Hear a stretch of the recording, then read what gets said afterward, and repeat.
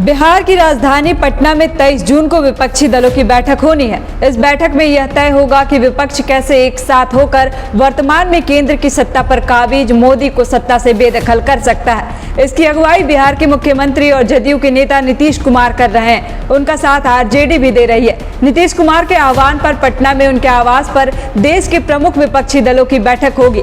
लोकसभा चुनाव में बीजेपी के खिलाफ विपक्षी गोलबंद को लेकर 23 जून को आहूत इस बैठक में तकरीबन 1.5 दर्जन पार्टी प्रमुख तथा कई राज्यों के मुख्यमंत्री शामिल होंगे।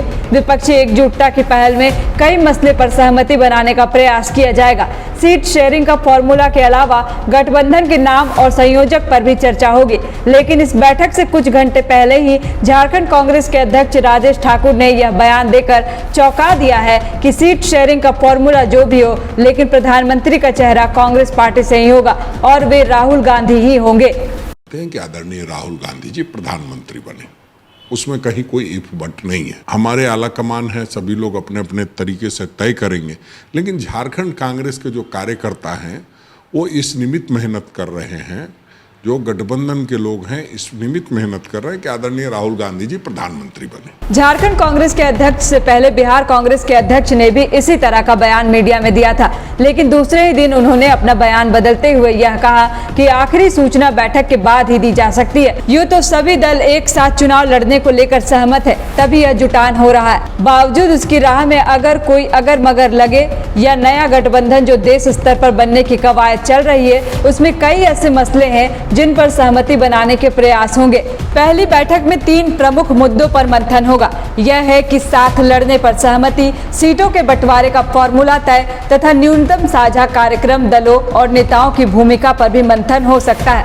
लेकिन झारखंड में सत्ता में साथ चल रही जेएमएम का यह भी कहना है कि 2024 का फॉर्मूला क्या होगा यह बैठक में तय होगा। कोई चेहरा होगा भी या नहीं, यह भी बैठक के बाद ही पता चलेगा। चेहरा कौन होगा नहीं होगा, सीट कौन बांटेगा नहीं बांटेगा, ये जब सभी दल के लोग बैठेंगे वो निर्णय ले लेंगे। चाहे वो राहुल गांधी की बात हम कर ले या सीट के बंटवारे की बात कर ले, तो ये निर्णय होना चाहिए।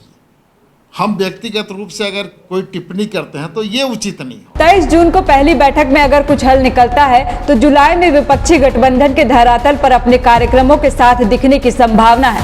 नीतीश कुमार भाजपा प्रत्याशियों के खिलाफ एक सीट पर विपक्षी गठबंधन का एक प्रत्याशी का फॉर्मूला 2024 के चुनाव में लगाना चाहते हैं। बैठक में इस फॉर्मूले को धरातल पर उतारने के लिए एक कमेटी बन सकती है। न्यूनतम साझा कार्यक्रम के लिए भी समिति बन सकती है। विपक्षी गठबंधन में एक समन्वय समिति की पहली बैठक भी संभव है। साथ ही इस गठबंधन के संयोजक पर भी फैसले के आसार हैं। इस रेस में नीतीश कुमार सबसे आगे दिख रहे हैं, लेकिन तृणमूल कांग्रेस की नेत्री और बंगाल की मुख्यमंत्री ममता बनर्जी के बयान, केजरीवाल की पार्टी आम आदमी पार्टी का रुख और उड़ीसा के मुख्यमंत्री के बयान के बाद फिलहाल यह राह इतनी आसान नहीं दिख रही है। बायोम जो है मेडिकल प्रिपरेशन का एकमात्र संस्थान, जहां है complete digital classrooms, video lectures, student tracking system, library facility and 100% result oriented rankers batch. Biome Hinoo एवं नगरा टोली, Ranchi.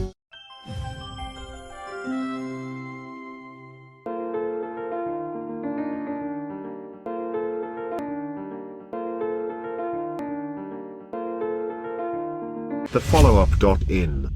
Like, share, and subscribe. www.thefollowup.in